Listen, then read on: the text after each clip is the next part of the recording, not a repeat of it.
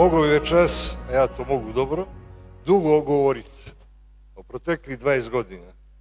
Pa bolje da to ne uradim, nego da uradimo kako smo odlučili, a to znači pričat ćemo, ali u kratkim crtama, o uspjesima i o greškama, o teškim odlukama i izazovima, o ljudima koji su bili sa nama, ali smo odlučili da to predstavimo na sljedeći način. Prva priča, kratka, ide kako smo kupili hotel Splendid, pa kako smo srušili stari hotel Splendid i sagradili novi, i na kraju priča o 20 godina koje su uslijedile i u tom periodu o ljudima, o vrijednostima i poslovnoj filozofiji koja nas je vodila do današnjeg dana. Zgrade se mogu srušiti i ponovo izgraditi, ali ono što jednu kompaniju održava 20 godina jesu ljudi, jesu principi i vjera u ono što radite.